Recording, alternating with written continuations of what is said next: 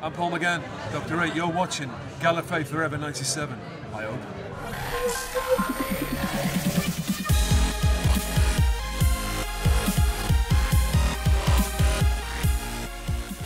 Hi guys and girls, Gallifrey Forever 97 here, and welcome to today's very special video where I'll be giving my spoiler-free thoughts on the Doctor Who 2017 Christmas special, Twice Upon a Time. You're probably asking yourself, how to get to see it? Well, they've been doing exclusive screenings for the Doctor Who Christmas special since the 14th of December, which I went to the first screening on the 14th. I applied for the tickets all 8 days and I managed to get the first one, which was a struggle for me because I literally came back from university on the Wednesday night, had 3 hours sleep, then got a 10-hour coach ride to Middlesbrough, then to Hartlepool, watched the episode and have to do 10 hours things back. So I've been very ill and it was also very tiring. However, it's a new Doctor episode and of course it's Capaldi's final story as the Doctor. So I'll be giving you my spoiler-free thoughts before you watch the episode yourselves on Christmas Day. I think the best way to describe this episode is that it is technically really an epilogue. We've had, with the Series 10 finale, the Doctor Falls and Well Enough in Time, that sort of massive event tragedy where the Cybermen are taking over, you've got Missing the Master, everything is at high stakes. This one takes a back seat from that. We know Capaldi's regenerating, we know he's going through that process. So the story itself is quite niche, I'd say. It is very intriguing. There's some really intriguing elements, as you've seen with the trailer with the glass woman. And also Mark Gatiss' character as well. This sort of story of time frozen. Really nicely directed by Richard Talalay. And then you've got that sort of Moffat timey-wimey stuff. It is quite funny, those first 10 minutes, like getting everybody together. But apart from that, the story does wrap up quite quickly, I guess, and there is a time for Capaldi's Doctor to sort of get to the finish line, I guess, and obviously finish his era with a lot of time on his hands to give that emotional kick. So that did really take me by surprise. But if you sort of look at it as like a 3-part regeneration story with like World Enough and Time, the Doctor Falls in this one, I think it works out really nicely. So I'd be interested to sort of re-watch that before watching Twice Upon a Time, the 2-part Series 10 finale, and then going into it again. First off, we have Peter Capaldi. He gives an absolutely amazingly emotional performance. I did tear up at the end. I was watching the episode as a whole, and you're thinking, oh my goodness, he's got to go soon. And then he starts talking about his mindset, and it is just absolutely gut-wrenching. And honestly, I don't even have the dry eye in the screening I was in. But yeah, he brings so much humour to it. I've loved the Capaldi, I really have. Some of the writing has let it down, but I think Capaldi himself has really brought to life stories which have been rubbish. But this is it's a surprising send-off. It is quite a surprising end to his story. It wasn't something that I would have thought of, but Capaldi does give it his all. Also, the other Doctor we have is David Bradley. This is classics fans' joy. This goes full on 1960s Doctor Who, quite literally. The problem was he started off with jokes of him being very PC. There's some very humorous scenes between him and Capaldi, when Capaldi's sort of like really embarrassed. He's saying stuff about, oh, women should be cleaning the spaceship and all this stuff. You do feel, I hope they don't keep doing this. But then there's a point in the episode where it sort of flips and he has a really emotional kick. It's a really emotional episode. It's not going to be fun. Well, it is fun for a bit and then it just gets really sad. So, you know, I would get these tissues out before you start watching this special. Originally, I was quite a bit unsure about David Bradley being the first Doctor. I loved his amazing portrayal of William Hartnell in The Adventure of Space and Time, but I wasn't too sure about him playing the first Doctor for a long period of time. However, this has completely proven me wrong, and whoever's got any doubts, you honestly, by the time you finish it, you will love him, his portrayal, and dedication to the role. Pearl Mackie obviously returns as Bill.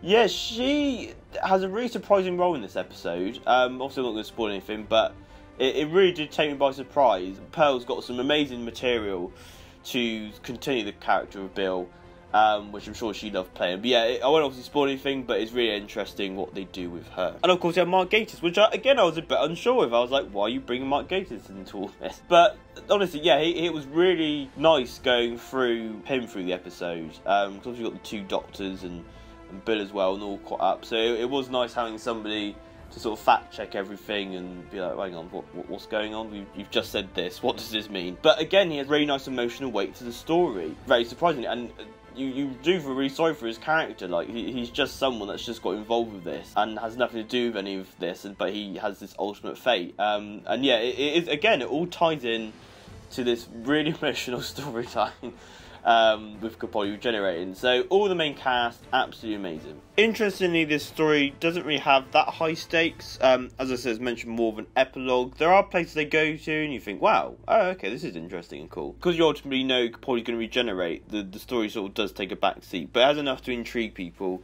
and get them involved and get the characters going throughout their emotions and adventures. There are a few cameos, which I hope don't get spoiled, and nice little Easter eggs in that, which I really hope you go into this episode fresh like I was able to, and really enjoy it for what it is. Capaldi's final scenes, I don't think is that emotional, but the scenes before it are really heartbreaking. That's when I was starting to break down. But this last scene where he regenerates is very hopeful. So the screening episode does not have the final scene with Jodie Whittaker's Doctor. So you see the morph in a very unique and interesting way, which relates to Capaldi's Doctor very nicely. But you don't see Jodie speak or do anything, which is a real shame. So I sort of walked out the screening just really depressed, because like with regeneration stories, like it's very sad. But you also get a nice little bit at the end where they show you what's to come and what to look forward to. But this, it was just like, no, Capaldi's gone, that's it, goodbye, get out. And I was just like, oh god, so I literally found the nearest Wetherspoons and a pint. So in a way, I'm really looking forward to watching the episode with that ending and seeing how I feel about it emotionally. But there's many moments I want to rewatch. Overall, I had an amazing time. I don't know why I'd rank this with other Christmas specials and the other regeneration stories and new series, because the other regeneration news series have been portrayed very differently. But I'd probably say it's like the middle range of the Christmas specials, I reckon. But overall, I hope you really have an amazing time watching it on Christmas Day, all the screenings. If there are any spoilers, please do not post them in the comment section below. It would be nice for people to discuss the episode without spoiling it for someone else. That's what I've been going along. I've had many people comment me on Twitter and Facebook stuff and all that, ask me what happens, and I have to say, well look, like, I could happily tell you, but obviously the BBC SWAT team would come, but also I want people to enjoy the episode. There's no point watching something if you know it, like, that just takes all the surprise out of it. So I really do hope people go in with a clear mind and having all these amazing surprise cameos and plot twists and all that stuff, not spoiled, and they can enjoy Capaldi's last episode what it is. It was amazing watching a group of people, actually. In front of me I had some amazing cosplayers as 1st and 10th Doctor. So, you know, it was a wide range of audiences, but it was just great to watch with an audience and have that emotional kick. It is amazing to share it with people because it's something that brings people together. So I hope you enjoy it on Christmas Day, and again, get the tissues. It's going to be really sad. I can't wait, but also I'm dreading rewatching it again because it's sort of immortalising Capaldi's gone. Honestly, I'm gut-wrenched. I'm really gut-wrenched. But I'm looking forward to seeing that final scene with Jodie Whittaker as the new Doctor. So before I go, I'm going to leave you now with pictures and slideshows from the event itself, where they had a red carpet with a TARDIS and some snow, and I'm also going to show some pictures from the event.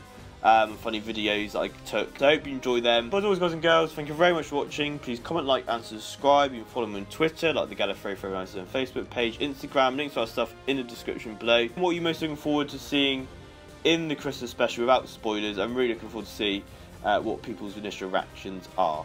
So as always, guys and girls, thank you very much for watching. Enjoy the slow show, and I'll see you next time. Bye bye.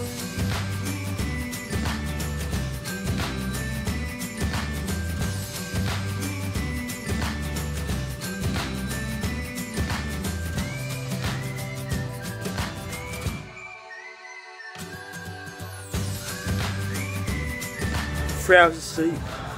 Doctor Who twice upon a time. Still a nice pint. Cheers.